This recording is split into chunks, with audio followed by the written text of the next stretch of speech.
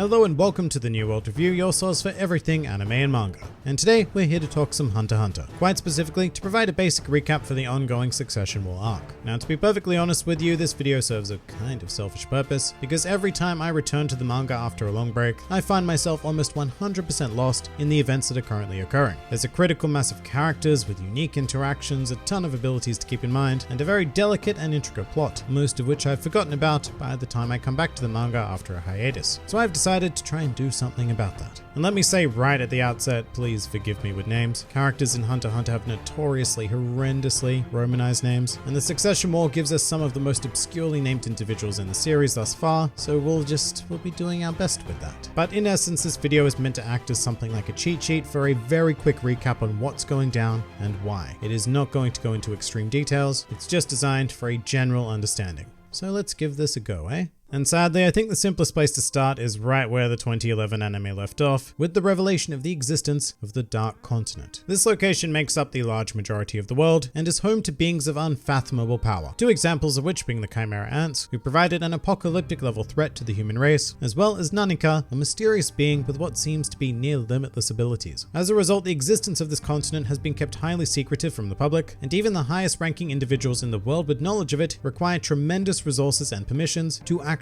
embark on an expedition there, most of which we know of ended in utter disaster. Now, why is all of this important? Well, let's take a step back into the world of humanity to the Kakin Empire, where the entire Succession War arc would be set into motion by their current king, Nasubi Huigoro, who made a sudden announcement to the world that he would be sponsoring an expedition to the Dark Continent, but not just for a simple journey, because his intentions were to expand the Kakin Empire and settle on the continent, believing it to be a reserve of untapped power and resources for humanity to thrive off. And to add to this, Nasubi announces that their guide will be a man who has previously visited the Dark Continent, named Beyond Netero. In fact, not only has Beyond been there before, but his late father Isaac Netero, the previous chairman of the Hunter Association, had also been there on an expedition of his own. But Beyond's involvement here sparks and complicates matters a lot more. Firstly, with the announcement of the intentions of the Kakin Empire, the V5, which is a collective of nations throughout the human world, immediately see Nasubi's plan as a potential threat to humanity, and they then commission the Hunter Association to capture Beyond, which they sort of do. But Beyond is a very clever man who hands himself over to the association and predicted that the V5 would come to endorse the actions of the Kakin Empire, which they did because they saw an opportunity for the potential spoils of the Dark Continent. In fact, this even leads to the V5 becoming the V6 after the Kakin Empire is incorporated into the organization. Although with this in mind, the former V5 nation set up a plot to leave the Kakin Empire on one of several large islands bordering the Dark Continent, which will be referred to as the New Continent. Around this time, Chairman Cheadle and the remaining Zodiacs of the Hunter Association watch a video message from former Chairman Netero, who expresses his desire for the Hunter Association to successfully explore the Dark Continent, which wins most of them over, and Chairman Cheadle begins to dedicate the organization to the mission laid out before her,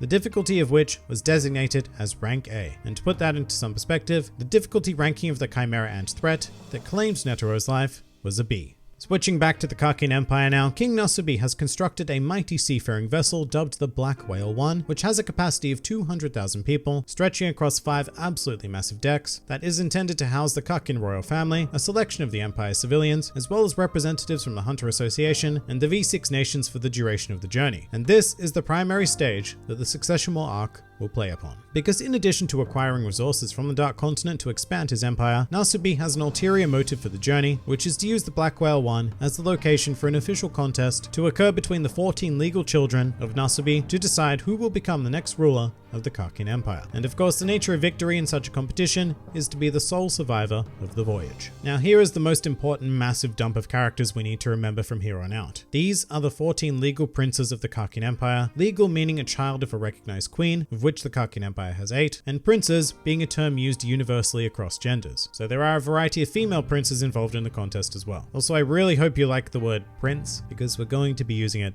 a lot. To go through them quickly in order, we have first Prince Benjamin, a highly aggressive and powerful man who was introduced to us quite literally wrestling and killing a lion. Second, Prince Camilla, a beautiful but incredibly sadistic and demonstrably heartless individual with a fondness for shopping. Third, Prince Anglais, a short, conniving diplomat. Fourth, Prince Saradnik, and well, boy, we'll get back to him. Fifth, Prince Tebepa, a lady who values modesty, humility, and science in equal standing, but who is certainly not above participating in a good old-fashioned killing game. Sixth, Prince Tyson, who seems to be a genuinely nice woman who, despite participating in the war, seems to oppose violence. Oh, and she's also a cult leader. Seventh, Prince Luzerus, who is considered a moron by by his older siblings, but who harbors a very specific dream of rehabilitating drug addicts through a substance known as clean leaf. 8th Prince Saleh, a notorious womanizer and glutton who lives only to engage in intercourse and consumption. 9th Prince Hulkenberg, who is a very vocal opponent in regards to his family's politics and methods of tradition, and who also presents himself as a pacifist. 10th Prince Kacho, an outwardly detestable person who seems only to care for her twin sister. 11th Prince Fugetsu, who is very much the opposite of Kacho, being very timid and kind-hearted.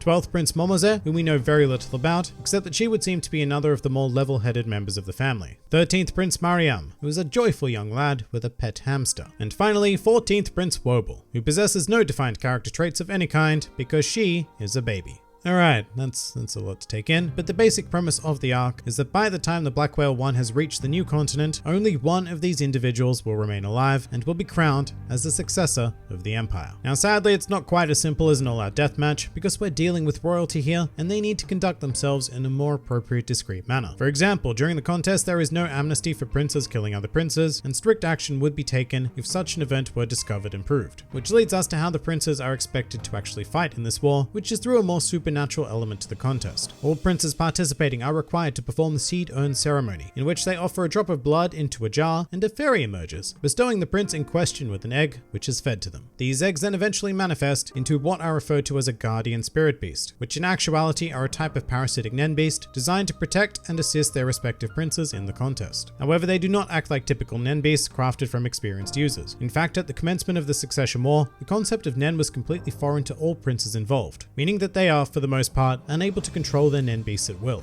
Furthermore, the guardian beasts are imbued with two primal instincts, the first of which being that they will not fight and kill another beast, and secondly is that they will not attack a human who another guardian beast is currently protecting. These beasts, like all nen users, also come with their own unique abilities, conditions, and restrictions, all of which we're not going to go into here because, my god, this video would be far too long, but just be aware that they are the major weapon of the contest. But you know, even after all of this, we still have yet to meet our primary protagonist for the Succession War arc, which after a lengthy absence in the series is Cora Pika. Now at the outset, this blonde chap has zero connection to anything going on whatsoever. He has no loyalty to the Hunter Association, no familiarity with the V6 nations, or any desire to visit the Dark Continent. However, he was approached by Mizaistom, a member of the Zodiacs, and offered a position amongst them under the codename of Rat, filling a position that Pariston Hill had left vacant after resigning. Mizaistom approached Cora Pika on the recommendation of Leorio, who was chosen to fill the position of Bor, formerly held by Jing Freaks, and who would also be accompanying the association to the Dark Continent. In any case, Mizaistom enticed Cora Pika to provide assistance on this mission by promising him information on the individual who possessed the last of the Scarlet Eyes of the Kota clan, the acquisition of which is Cora Pika's primary purpose in life. And as it turns out, the eyes were possessed by 4th Prince Soraidnik, and my god, we will get into this guy in a bit. But that was more than enough for Cora Pika to become embroiled in this series of events. And with him, Cora Pika hired a further 5 hunters that he could trust to, along with himself, respond to a series of anonymous recruitment ads to become bodyguards of one of the princes. On the off chance that one of these princes was Soraidnik, Cora Pika hired Biski, Izunavi, Melody, Hanzo, and Basho, each of whom were accepted for the role and would become vital sources of information to Cora Pika, despite the fact that none of them were working directly under Soraidnik.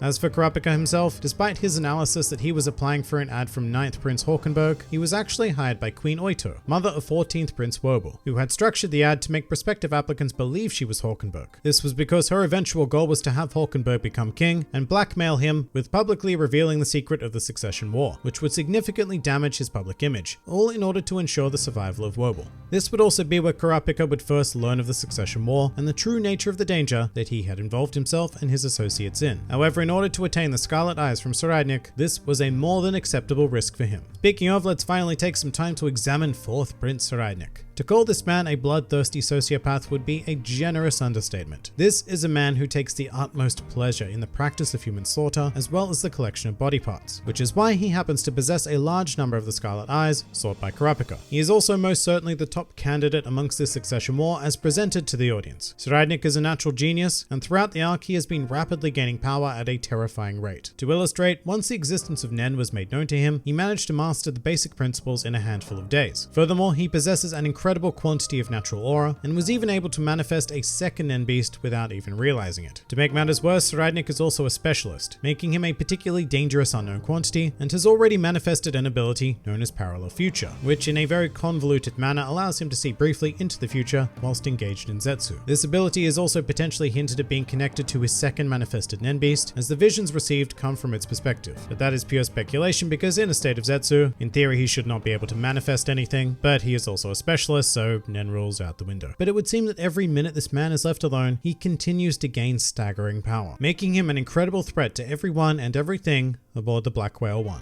Saraidnik would not be the only prince to learn of Nen, however, and Cora Pika would set a plan in motion, offering to teach Nen to a selection of each of the prince's bodyguards in order to raise their capabilities and work towards producing a stalemate during the Succession War. 10 of the princes accepted this offer, with notable ones who refused being 2nd Prince Camilla and 6th Prince Tyson. However, the princes who accepted then sent 2 representatives each to learn Nen under Cora Pika's direction, and this is where a lot of the Succession War gets muddled, because there are a lot of generically designed guards and maids, each of whom have their own inner monologues, individual missions, and varying capabilities. And while I could go through them all one by one like I did with the princes, I don't think it would be all that effective. But to complicate things further, some of them are already capable Nen users, and on top of that, almost all of them are plotting some sort of shenaniganry to ensure that their prince comes out on top. As for the princes themselves, Saraidnik would not be the only one to develop his own Nen ability, as Hulkenberg has also developed a Hatsu known as Possession Arrow, although he himself only has a minimal idea of how it works. But basically, Hulkenberg can infuse the body of a target of this arrow with the consciousness of one of his bodyguards. First Prince Benjamin has also developed a Hatsu dubbed Benjamin Baton, in which he receives the Nen ability of a soldier who has sworn loyalty to him, under the strict conditions that they attended Karkin's Royal Military Academy and that they were a member of Benjamin's private army. But through this, Benjamin has thus far inherited 3 different Nen abilities. Second Prince Camilla wields a particularly powerful post-mortem Nen ability that only activates after death, at which point a cat-looking beast, which is not her Nen beast, assigned by the Seed Urn, appears and devours the life force of the killer, and uses that to revive Camilla, thus rendering her virtually impossible to kill without a solid understanding of any other conditions attached to the Hatsu. And at the time of this recording, other than their guardian beasts, the remaining princes have yet to demonstrate any further proficiency in Nen. Now I say remaining princes because the Succession War began pretty much immediately after the Black Whale 1 departed,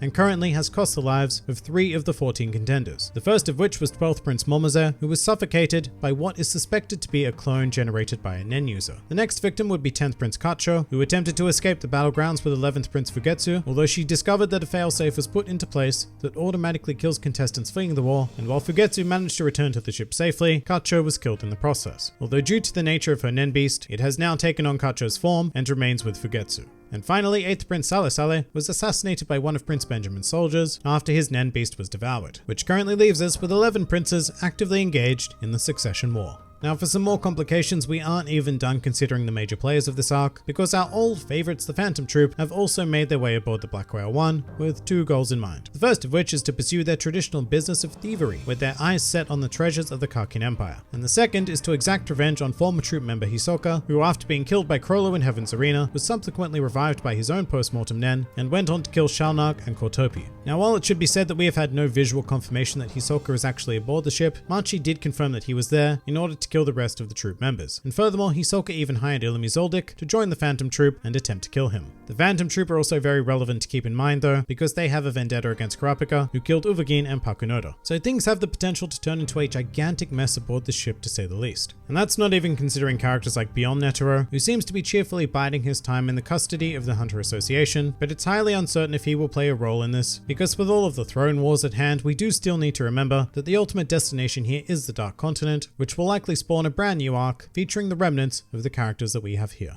And that kind of does it for this very abridged version of the Succession War arc so far. There's a lot more intricacy than what I've detailed here, but this should give you a general idea and leave you capable of jumping into the manga whenever you see fit and not being left at a complete loss as to what's going on. If you enjoyed this video and the content this channel produces in general, then please do consider donating to the New World Review Patreon, because the support of all of you amazing people is what continues to make this channel possible. And if Patreon isn't quite your style, then please do leave this video a like, share, or subscribe, because it also helps support this channel an incredible amount. And if you'd like to join the fun at any time, then please do head over to my Discord server, where a wide array of shenaniganry takes place on a daily basis. And finally, please do comment with your thoughts on the Succession War arc. This has been the New World Review, and I'll see you next time.